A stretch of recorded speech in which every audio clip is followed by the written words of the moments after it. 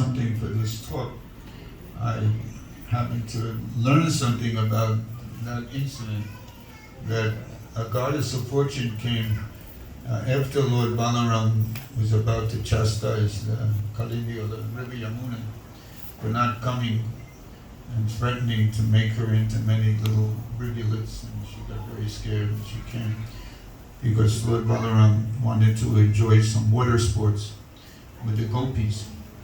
Don't worry, Krishna wouldn't be jealous.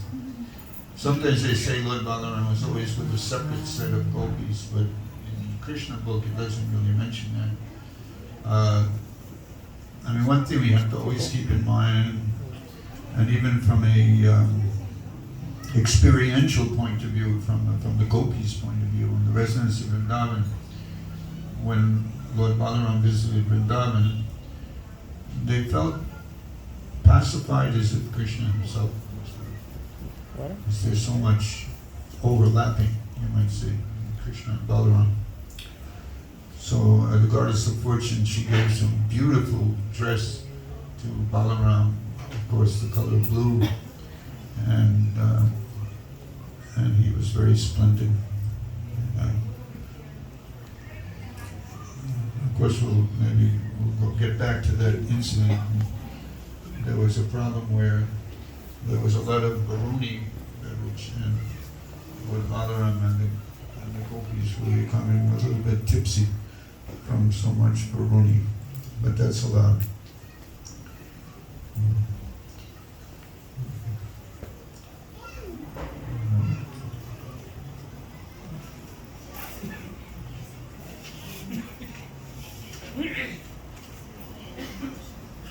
There's one verse that in Alachua, where I reside,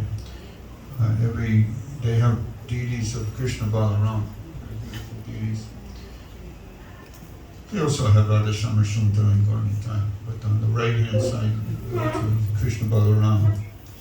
And I always chant this Kritavan Kila Karmani Sahadamena Keshava Ati Marjani Bhagavan Udak Kapata Manusaha. That Krishna and Balram, they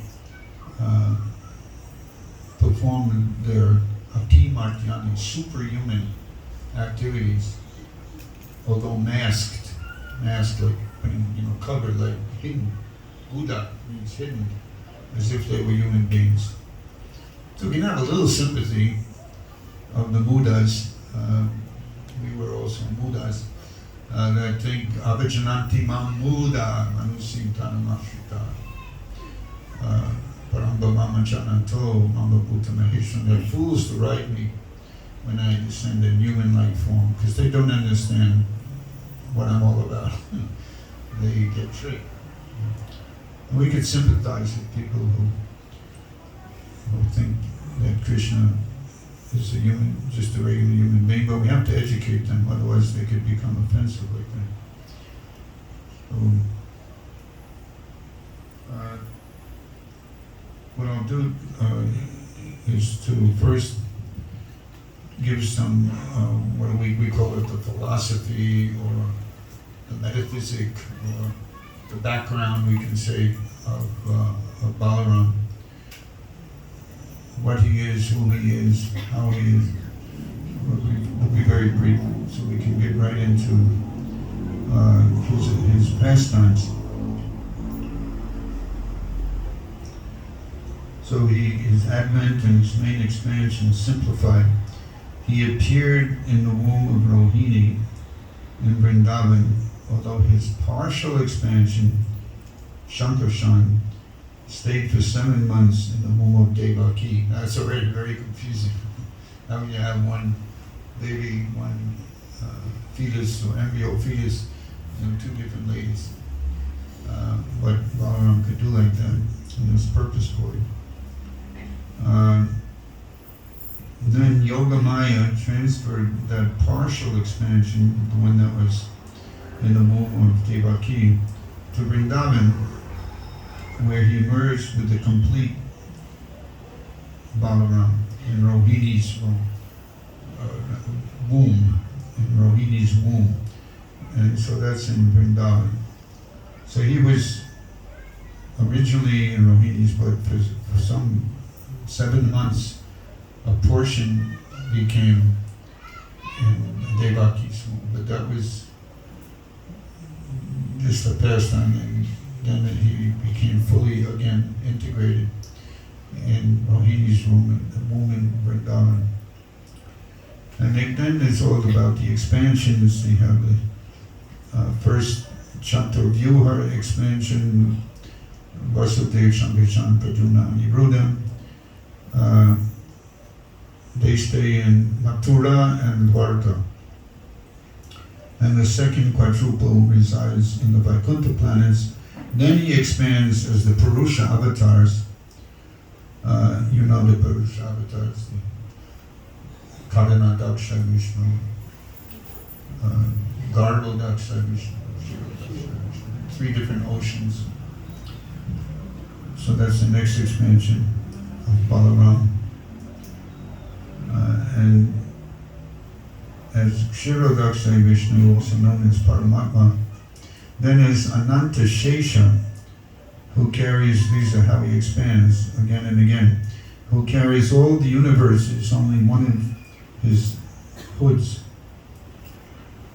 Srila Prabhupada once made a statement that you say gravity, we say Shankarshan, as far as what's really going on in the universe.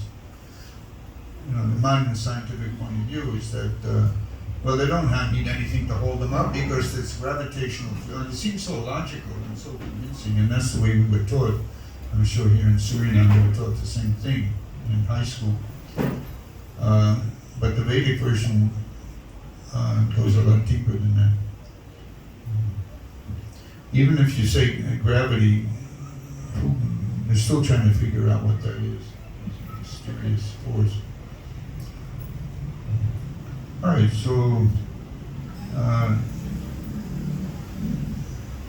who could glorify Krishna more adequately, glorify Balram more adequately than his younger brother Krishna? So let's hear glorification of Balram given by Krishna. This is in a chapter called Krishna book, chapter 15, the killing of Dana Kashura Dina. It's a very rich pastime. They wanted to get those tal fruits. The ass demons were not letting anyone get near it, but Krishna solved that problem. Krishna then spoke to his elder brother Balram as follows: "My dear brother, you are superior to all of us, and your lotus feet are worshipped by the demigods. Just see how these trees, full with fruits and flowers, have bent down to worship your lotus feet." Now remember, this is Krishna talking with his brother in Vrindavan, glorifying his slightly older brother. Just see how these trees full with fruits and flowers have bent down to worship your lotus feet. It appears that they are trying to get out of the darkness that has obliged them to accept the form of trees. Actually, the trees born in the land of Vrindavan are not ordinary living entities. Having held the impersonal point of view in their past lives, they have been put into the stationary condition of life. But now they have the opportunity of seeing you in Vrindavan. So it sounds like Prabhupada speaking, but this is actually the context is this is Krishna glorifying Balram. And they are praying for further advancement in these trees. In spiritual life, through your personal association, that's how they'll advance. Generally, living entities in the mode of darkness obtain the body of trees. Okay, something about that. I think that the drones that are buzzing all around you must have been your devotees in their past lives. They cannot leave your company. When we say drones now, you may see in the news these things, they use them instead of manned aircraft. We're not talking about that kind of drone. These are these are animals, sometimes not so little insects, drones. All right. they're buzzing all around. You must have been your devotees in their past lives. They cannot leave your company because no one can be a better, more affectionate master than you. You are the supreme and original personality of Godhead. Again, this is about Lord Balram. It's coming from Krishna. You can say, well, Krishna's prejudiced in favor of his brother, so he's exaggerating. Not exactly like that. You are the supreme original personality of God, and the drones are just trying to spread your glories by chanting at every moment. I think some of them must be great sages, devotees of your Lordship, and they are disguising themselves in the form of drones because they are unable to give up your company even for a moment. My dear brother, you are the supreme worshipable Godhead. Just see how the peacocks are dancing before you in great ecstasy. The deer, whose behavior is just like that of the gopis, are welcoming you with the same affection. And the cuckoos, who are residing in this forest, are welcoming you with their joyful, sweet cries, because they consider that your appearance in their home is so auspicious. Even though they are trees and animals, these residents of Vrindavan are glorifying you. They are prepared to welcome you to the best of their ability, as is the practice of great souls in receiving another great soul at home. As for the land, it is so pious and fortunate because the footprints of your lotus feet are marking its body. It is not quite natural for these Vrindavan inhabitants to thus receive a great personality like you. The herbs, creepers, and plants are also so fortunate to touch your lotus feet. And by touching the twigs with your fingernails, these small plants are also made glorious. As for the hills and rivers, they too are now glorious because you are glancing at them. Above all, the damsels of Raj, the gopis, are the most glorious because you embrace them with your strong arms, being attracted by their beauty. In this way, Lord Krishna and Balram began to enjoy the residence to their full satisfaction. Residents of Vrindavan. If we have time, we'll mention that incident where Lord Balram, without Krishna, but Lord Balram visits Vrindavan and he pacifies the gopis and he even performs rasa beads. So we get a sense of how nearly one and identical Krishna and Balram.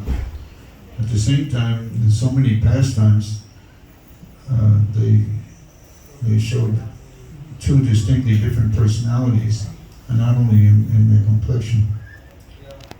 Okay, what else?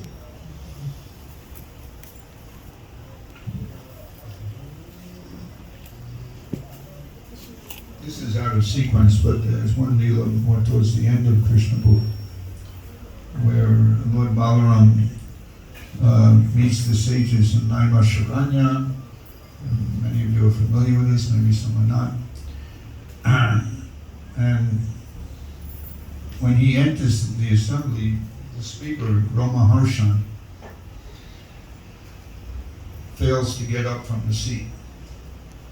As I'm sitting here on the high seat, and then all of a sudden, the GBC comes in. Some higher personality comes in. I won't mention names, but there are certainly many higher personalities than me. And if I didn't show some respect, then I could get my head cut off. Because that's what happened to Ramaharshan. It might seem like a severe punishment, but before, so Lord Balram ends it, and everyone stood up. Everybody stood up to respect him, except the one who was sitting on the seat. He felt, well, it's my seat now. I was elected to be the Speaker of the Assembly, so I can offer pronouns. I'm not going to stand up. I'm exempt from that etiquette. Didn't work at all. Lord Balram was thinking, of course it applies to Krishna as well, have come to Paritanaya Sadhanam Vinashya, to subdue the maniac and protect the devotees. And by not showing respect to the Supreme Personality of Godhead, which happens to be me, what Balram is saying, but that's not, he's not being like, it's not that he has an inflated ego or something like that. He's just, he knows that he's the Supreme, and he came along with his brother to reestablish religious. That's not the only reason he came, but at least as a Vishnu aspect, he's coming to reestablish religious principles when they become compromised. So this was a classic case where he had to take drastic action, and it's a very unforgettable lesson. Then it's very interesting how, although Lord Balram did not respect Brahma and Sutta, he used a very unusual weapon. Who knows what the weapon was?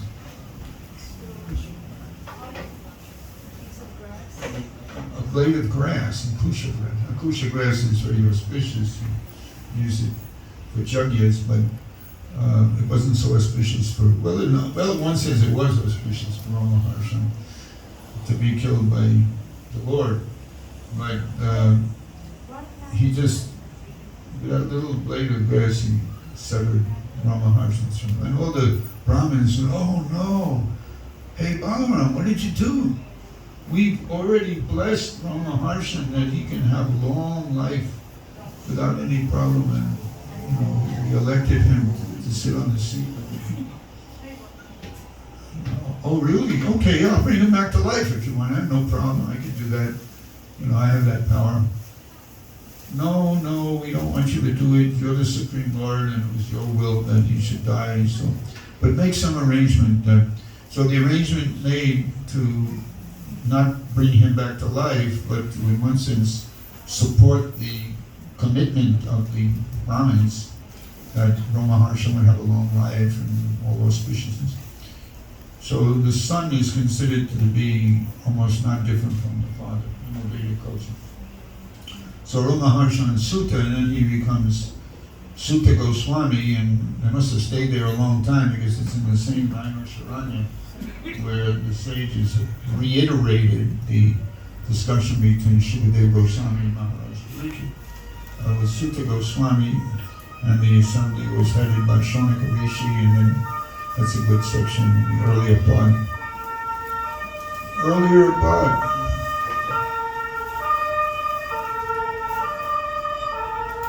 That's an ambulance. Tell the driver it's too late. Ramaharshan's already gone.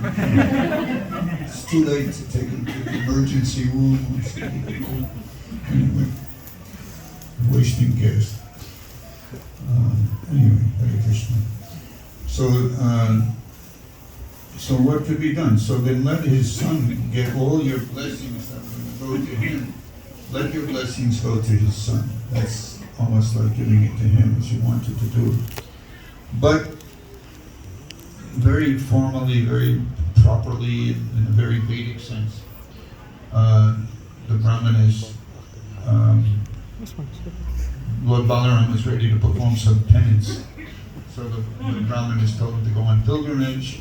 And they also told him, hey, do us a little favor. There's one demon called, I think, Balram. He really makes a mess of things and contaminates the yagyas, and is also dangerous. And could you just get rid of him? Balram said, no problem. So there's that incident where he kills, Balram kills many demons. That's one of them.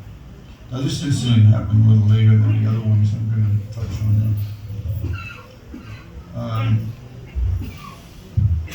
But this is just one incident that shows a certain theme, how Krishna as well as Balram have great respect for the Brahmanas. Another example is the pastime with King Mriga. It showed the dire consequences of taking Brahmadan, taking the property of a Brahman, even accidentally, like King Mriga did accidentally. He had to become a lizard in his next life. Of course, he was rescued by Krishna, but for some amount of time he was in a sorry state. Big lizard in a well. Another respect given to real Brahmins. We have the example of what's the Brahmana that was very, very, very poor and visited Krishna. Sudam Vipra, he was Paka Brahmana, although very, very poor. And Krishna worshipped him. He showed so much respect in him. He massaged his feet, he let him sit on his own bedstead. And Sudam Vipra was in such ecstasy he forgot his mission that was given to him by his wife. Said, we're so poor. Gaur Govinda Maharaj, some of you heard of Gaur Govinda Maharaj? Very great master devotee, unfortunately passed away. But he said, there was not even a mouse.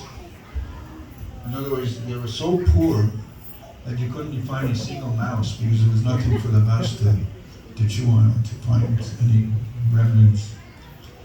So, it reminds me when I first came to Bogota, Colombia, the temple was so poor we didn't even have salt in the kitchen. Can you imagine? Alright, so Balram goes on pilgrimage as part of his penance. Prayashchita, as if he had to perform atonement, but that's the formal thing is there. It's the formal procedure to perform some atonement.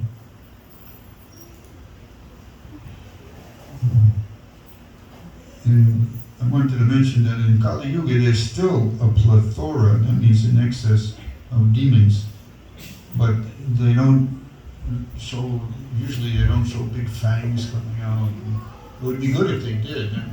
No, there's a demon, but you can find demons, none of them here in this room I could feel because of the vibrations and so auspicious, but you probably experienced, what do we say, a wolf in sheep's clothing.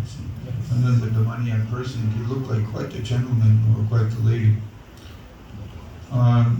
In subduing Kaliya, the famous pastime, only Balram was undisturbed, even when Krishna appeared trapped in the coils of the Kaliya serpent, the 100 heads. Why wasn't Balram disturbed and everyone else was so disturbed? Because he wasn't in Maya. I mean, Yoga Maya, whatever, but he wasn't. He was very clear, and he was trying to tell the other residents, don't worry. Right now it looks like Krishna is trapped and he won't be able to get out, but he'll get out real easily. Just give him a chance. This is just his lila. This is just his sport. And of course Krishna started dancing on the hoods of the Kaliya serpent.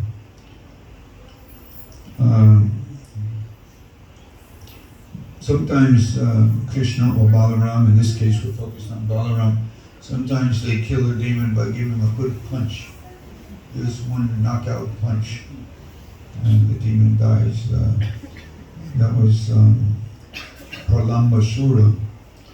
That's a very nice, they're all nice, but very transcendentally entertaining Leela, where there they are, Krishna's always frolicking with his cowherd boyfriends.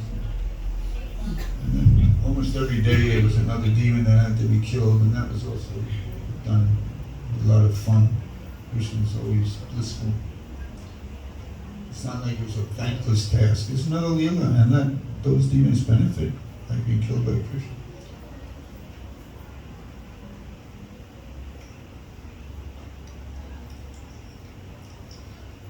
So Krishna was able to detect that there was one demon. He wasn't showing his big, horrible demoniac form. And was that Pralambasura?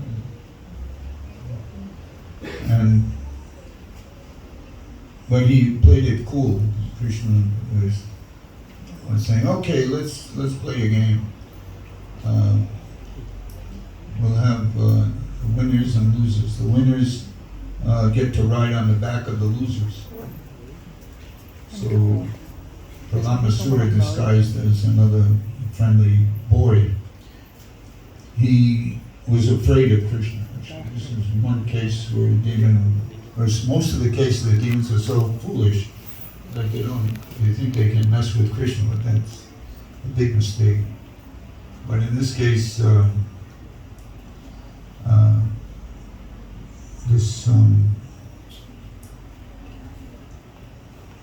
this demon, he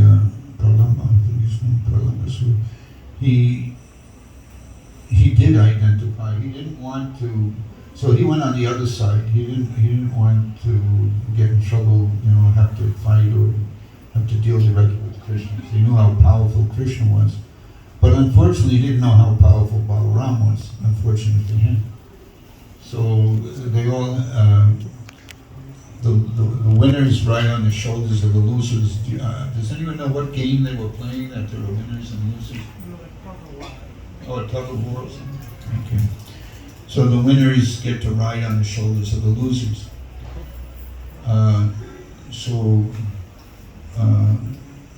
Balram was a loser in the game.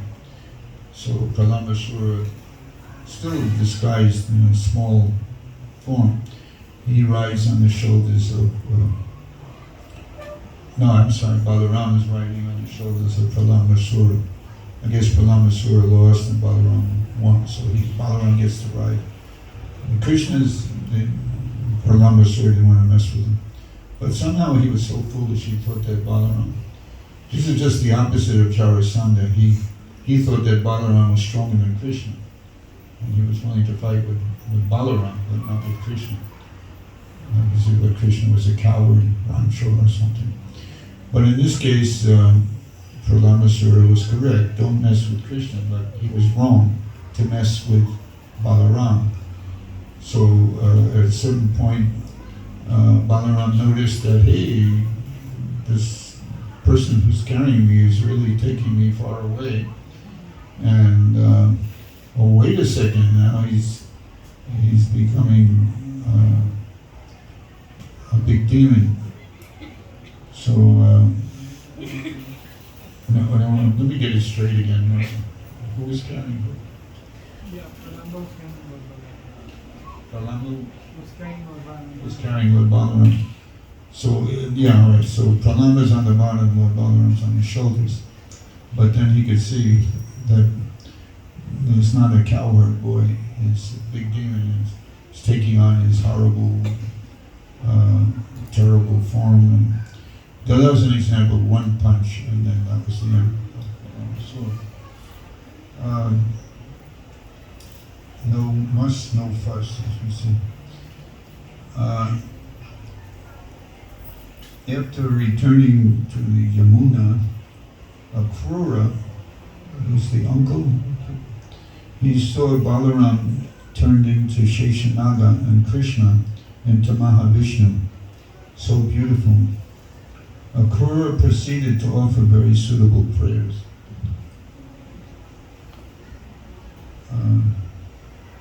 And then we have the incident where Lord Balram visits Vrindavan. I mentioned that, how he was able to comfort the residents of Vrindavan and spent a good amount of time with the gopis. But he related very properly with everyone. He shook hands with those who were his equal in age and friendship, and with loud laughing embraced each one of them. So it's a very joyous thing. Those who were equal in age, there wasn't, this is Vrindavan, there's not so much consideration. Who's God, who's not God, or something like that.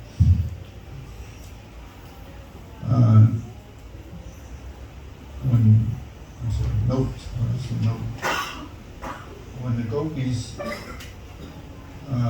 came to their inevitable questions regarding Krishna, this is different from their perfunctory recognition of Narayan and their immediate inquiry. In other words, there was an incident where the gopis were looking for Krishna very frantically, and as they were walking, they saw a four-handed Narayan standing. There's another incident where this was this one, and pranams, and they offer obeisance very quickly. Hey Narayan, which way did Krishna go? As if he went that way, or something. And in other words, the interest in Narayan was only to find Krishna. They were so focused.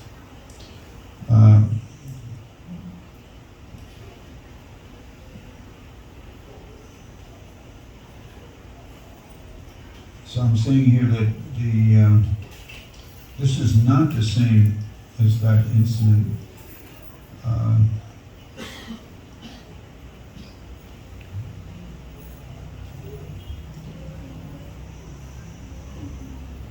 Because Balram was not like Narayan, just a means to an end. Balram is also an end, as we'll learn soon. What was Lord Balram's strategy to comfort the gopis who were in so much anguish because of separation from Krishna? First of all, he tactfully narrated the stories of Krishna. That always helps. The word tactfully is there in the Krishna book. The second, he stayed continuously for 2 months. Whereas it wasn't just a few days, he stayed for 2 months. March through May. And the third is that he performed the nighttime rasa dance. That's where it gets very interesting, and it has implications for the at least tremendous overlap between the identities of Krishna and Balram. Because we know the gopis, they're not interested in any man, and they don't want to dance, they don't even want to see, they don't care about any man. Of course, their father is another thing, family, but as far as any type of conjugal association, they only want Krishna. That's all they care about. So if Balram were really a different person than Krishna, the gopis would be the first to stay away from him. Because it would be something not Krishna, someone who's not Krishna. But the gopis accepted Balram in rasa dance. Now again, I've heard, I guess it gets a little technical here, but I heard that Lord Balram has his own set of gopis.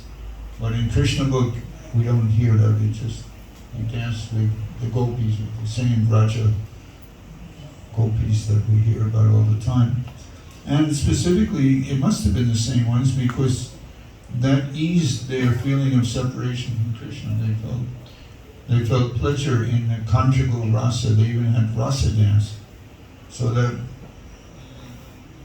shows that Lord Balram has, I'm calling it an overlap, I don't know if that's the right word, but there's a tremendous affinity, there's a tremendous, and here we get into the philosophical part. Ravindra Swarup Prabhu, very, very learned devotee. He's really elderly now. He's still on this planet as far as he must be. Yeah. I haven't heard anything to the contrary. I had his audience when I went to visit Satsvarup Maharaj, and he was living in a house a few feet away from Satsvarup Maharaj's place.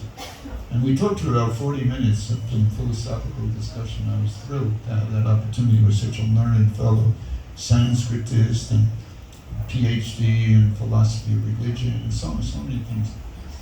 So he opines, that means he's of the opinion that Achintya Beda Beda Tattva would not apply to Krishna and Balram. It's simultaneously one indifference. It's his way of, it's a little philosophical interlude here. His understanding of that simultaneously one indifference, Achintya Beda Abeda Tattva, is it applies to Krishna's relationship to his energies.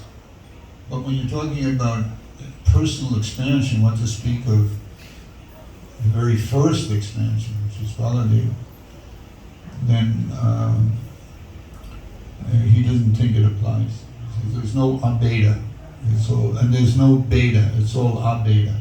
In other words, there's no difference, it's all the oneness greatly supersedes any type of difference that we find. So that's his opinion, but at the same time, so I maybe say, without using that term, Achintya Beda Abeda Tattva, you can say that Krishna and Balaram are, it's hard to deny that they're one and different.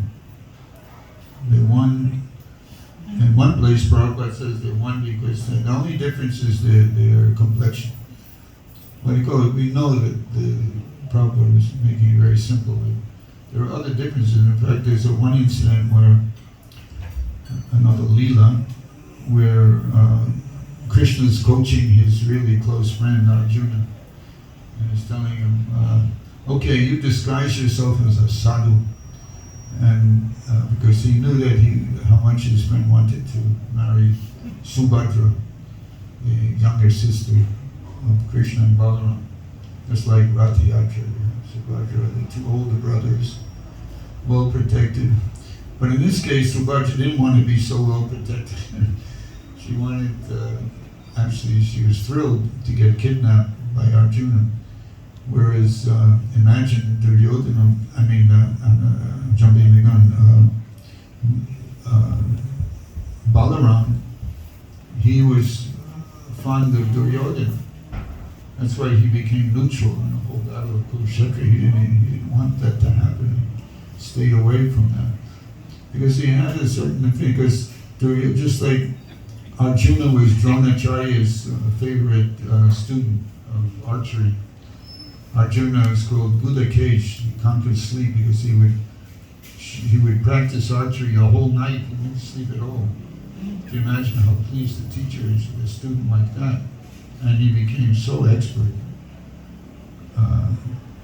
So similarly, Duryodhana was very fond of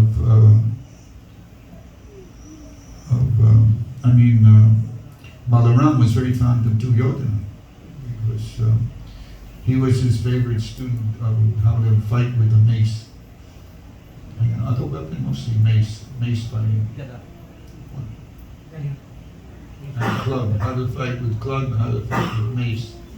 So it sounds kind of brutish, but there's actually a lot of skill involved, and you hear descriptions of like Balaram was fighting with Jarasandha. There were like two dancers, and it was never going to end. It was going on, was it 28 days? 18, 20, I think it was 28 days. It just kept going on and on and on and on. Finally, Krishna put an end to it by giving a hint to Balaram how he could conquer Jarasandha by splitting him in two. Sounds pretty ghastly, but it worked. So,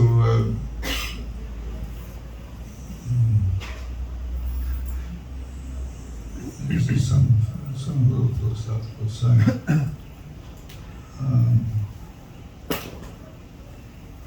So yes, Balram performed the nocturnal rasa dance with the gopis. And they were pacified in 2 months.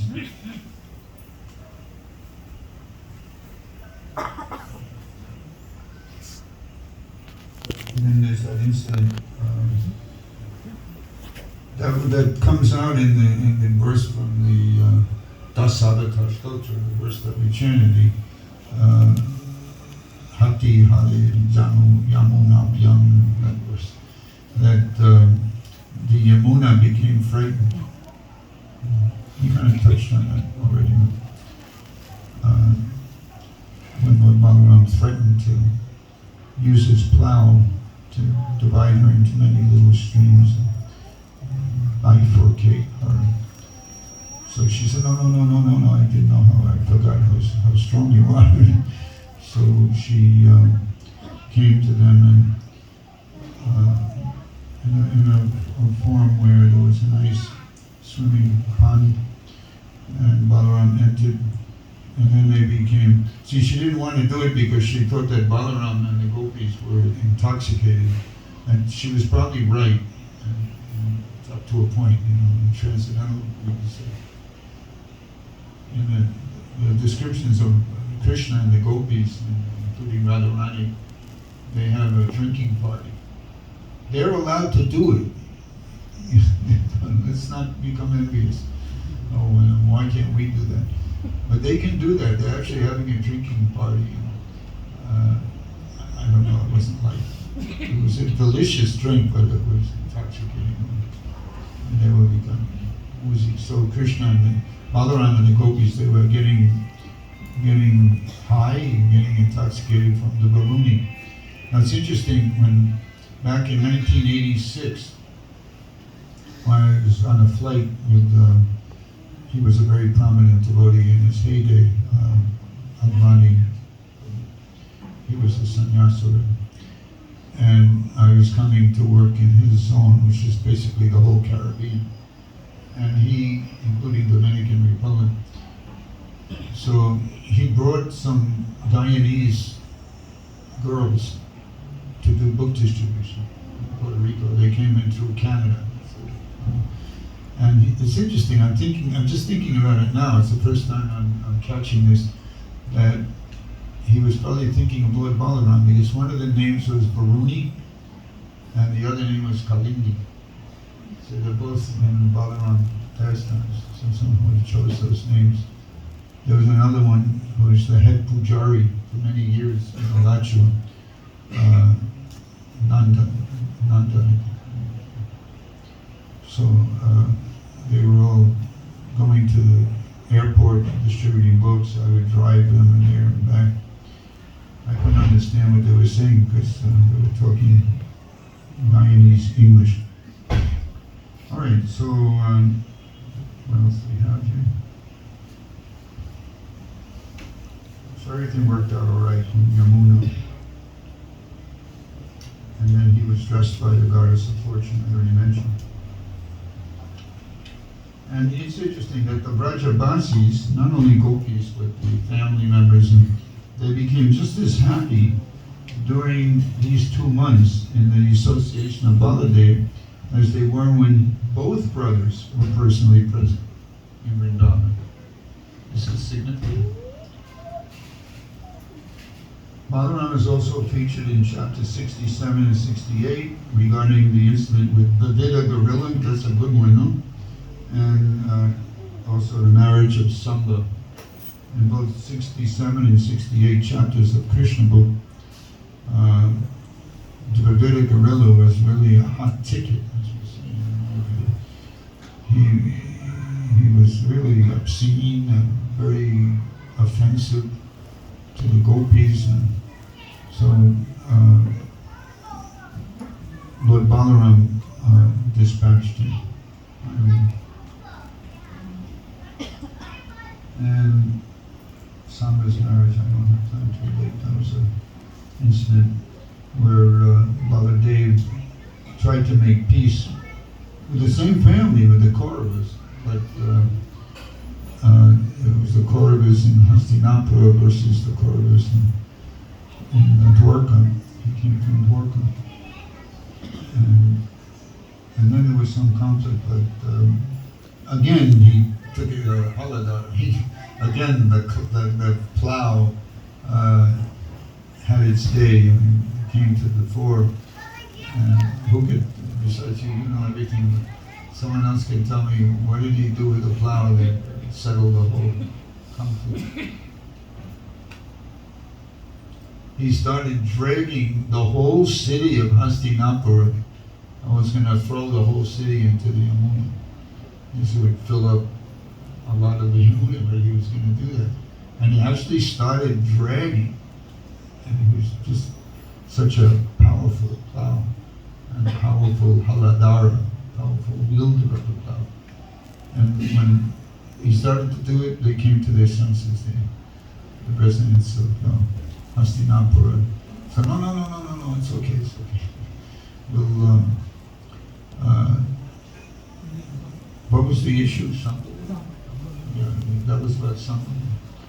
Yeah, they had Samba in prison, and then they released him and they allowed him to get married to Lakshman. Even though Lakshman didn't want, now these are very, the ladies are not going to like this, but this is, even for myself, it seems, what's the word, anomalous, that Lakshman didn't want to marry Samba, but the of the family, especially the ones coming from Dwarka, they kind of were obliged. First of all, he kidnapped her, and that's something hard to reverse. But so even though she was not so, I don't know what happened. I think they lived happily ever after. I mean, Sung was a cool guy, so I think they managed to have a steady marriage. Of course, in Vedic culture, it's not all about superficial attraction and rejection and divorce and all that. Marriage is very serious business.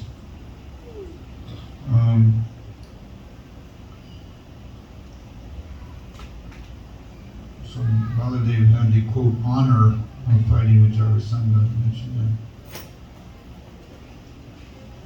Uh-oh, potential fratricide. Okay, it's now 17 minutes to 8. Too late? Too late now?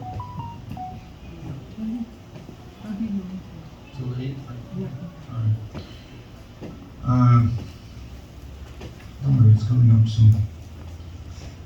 So, potential fratricide. This relates to the kidnapping of Subhadra. I started mentioning that incident where Krishna advised his very good friend Arjuna to dress himself like a sadhu. And this is something very unusual about Balram. First of all, even though he was actually winning the chess match with Rukmi, and it's another example, he killed somebody, he hit him with a club, and that was the end of Rukmi. And that was a test that demonstrated the steadfast fidelity of Rukmini, because even though it was her brother that was just killed right in front of her, she didn't protest, because she didn't want to in any way run counter to her Lord, Sri Krishna. Very, very faithful. But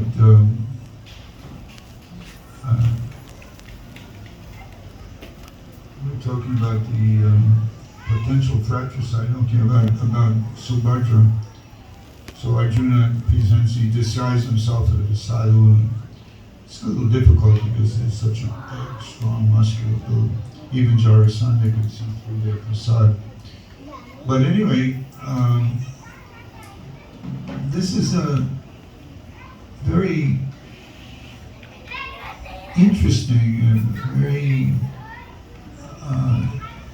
strange also now how Balram, he's the Supreme Personality of Godhead, and he can get fooled like that. First of all, he said he's not so expert in chess. How could God not be the most expert? And this is called Leela. And in this case, he didn't see. He was actually telling his youngest sister, Subhadra, you should serve him very nicely, very kindly, and almost affectionately. You should be very kind to the sadhu. You have to respect the sadhus. And sure enough, Arjuna, following Krishna's instruction, kidnaps her. Then Lord Balram goes ballistic. In other words, he became so angry that he was ready to kill Krishna. Not such an easy thing to do, even for Balram, but that's what I'm saying. It became almost fratricidal between Krishna and Balram. And who besides you, you know everything. But who knows how that was resolved, the crisis? Very simple. Okay, you can tell.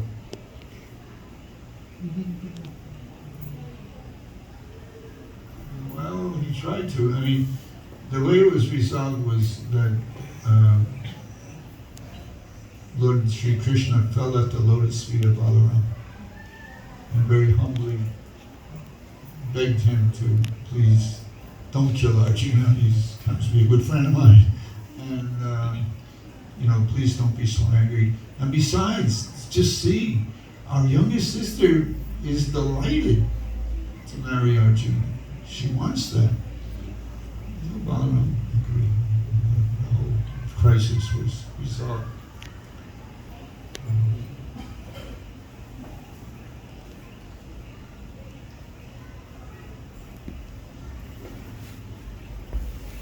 course, then you have the pastimes in Mathura, where both, it says here, we usually hear about just Krishna is the one that runs up on the steps and grabs Kamsa, drags him by the hair and takes him off there, and of course Mother Yasoda, there's some controversy if Mother Yasoda was in the audience or not, but did they ever leave Vrindavan to go to Mathura? I don't know. But certainly many devotees of Krishna in the audience, they were really very horrified because Kamsa was so powerful. But Krishna goes up and it says in Krishna book that he and Balram attacked Kamsa. Usually we have pictures of just Krishna without Balram. But anyway, Balram was grabbed by the hair, and maybe he had enough hair for both of them to grab. And again, using instead of a weapon, is using the punching technique, and that was the end of Kamsa. And in case same Mother Yasoda was there, in one version she gives that the Brajavasis were there in Mathura and they came to pay taxes to Kamsa. You don't have to worry about that anymore. Kamsa's finished. And they dragged Kamsa like a dead animal, dragged him on just to assure the relatives and devotees of Krishna that Kamsa is no more an issue. So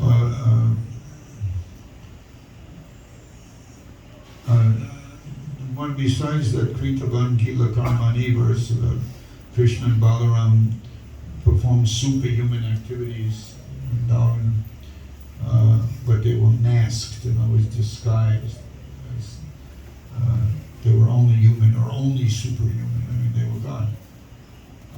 But in addition to that, one verse from the Mundaka Upanishad, cited in Krishna book, Nayam Atma Bala Hinena Lavya. It means without being blessed, without getting the mercy of Balaram, one cannot really understand the science of self-realization, Atma.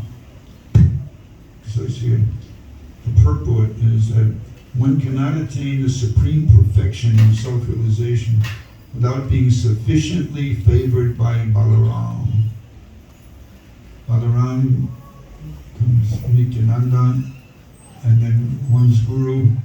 Sometimes it depends on the mood, but sometimes the guru is representative of Radharani, and sometimes he, or nowadays we have to say she, is a representative of Lord Nityananda, Nityananda Ram. In Trinidad, we have a famous devotee, Agni Dev, a great singer, and he would always say, Nityananda Ram. He would always equate Lord Nityananda with Balaram. And just to conclude, there was that incident in India where two sannyasis were having an argument that was going on and on. And when we chant Hare Krishna, Krishna Krishna, Hare Hare, Hare Rama, Rama Rama, Hare Hare. Now when we chant the name Ram, are we talking about Lord Ramachandra, or are we talking about, I don't think we're talking about Parashuram, that doesn't work, but Lord Ramachandra or Balaram? Well, everyone can cast their vote, but when this argument was brought to, someone mentioned that this is going on to Srila Prabhupada, who was there, he said they're both correct. So when we chant the Hare Krishna Mahamantra, Ram, Ram, Ram, that could be either referred to Balaram, or it could also refer to Lord Ramachandra. So it's room for everybody there. I know many of you may be very attached to Lord Ramachandra. That's a very popular incarnation. Ramadi Murta Shukala Niyamenati Nanavatara Nakaro Bhuvaneshwari Krishna Swayam Samabhavat Paramak Govinda Maripurusham Tamahapujam.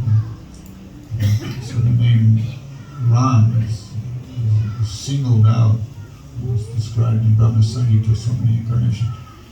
Alright, I used up my time. Does anyone have any brief question and brief answer?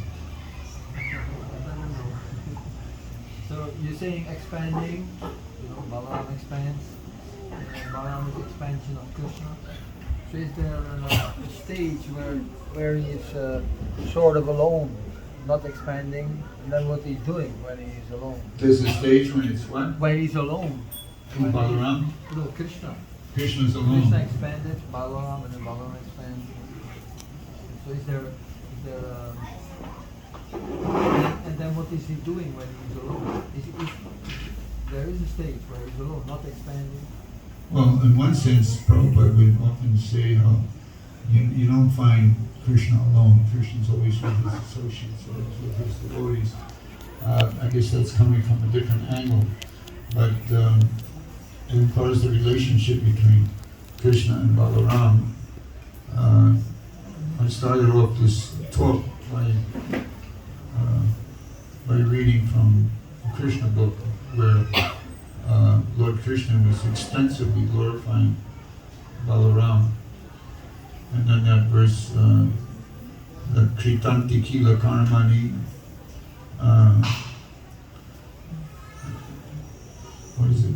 Kritanti Kila Karmani, Sahardamena Keshava, Ati Marjani, Bhagavan Buddha Kapita Manusaha. That Krishna and Balram, they performed pastimes together, but they were masked.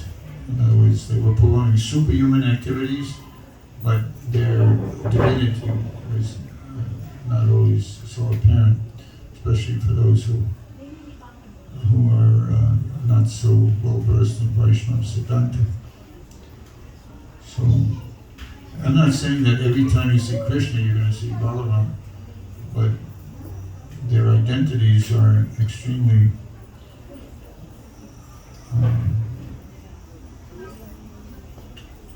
I use the word overlapping. I don't know what other word to use. They're one. And of course, Lord Balram is the very, very first expansion of Krishna. Anyway, soon you get a chance to glorify Krishna himself in Janmashtami.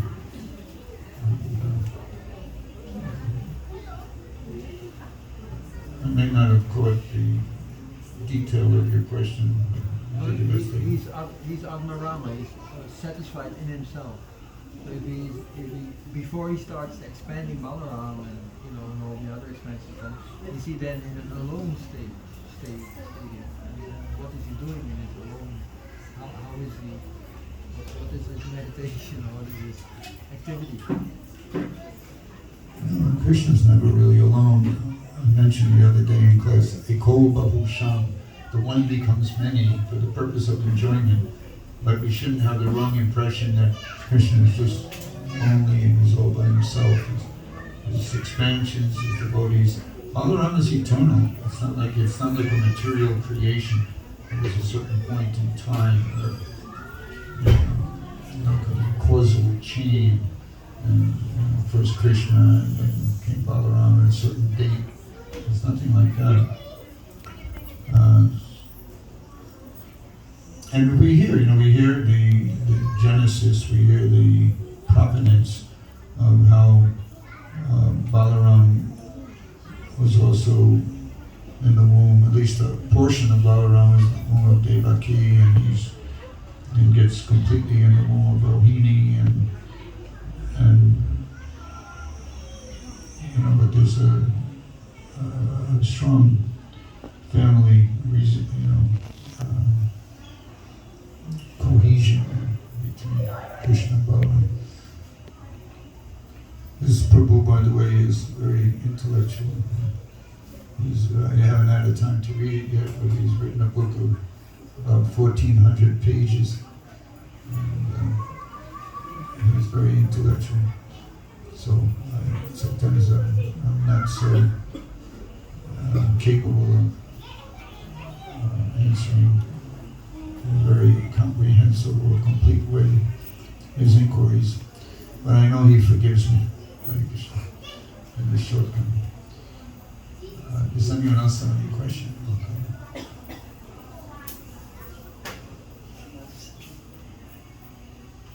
I was in Boston in 1970. I was a guest at that time. I was in the temple, and they had a Sunday Peace lecture, and then the temple president, Trey Das, he asked the audience, "Okay, does anyone have any questions?" And there was no immediate response. And there's one hippie with hair all the way down to his tailbone. "When do we eat?" So the temple president kept his cool, and he said, "Well, first Krishna eats, and then when Krishna finishes eating, then we eat. But it won't take too long. Just be cool." All right, so Shri Krishna Balram ki jai, Shri Guru Shri Prabhupada ki jai. Thank you for your patience and attention, and for coming here. This assembly of devotees looks completely transcendental. Hare Krishna. Thank you so much. Read.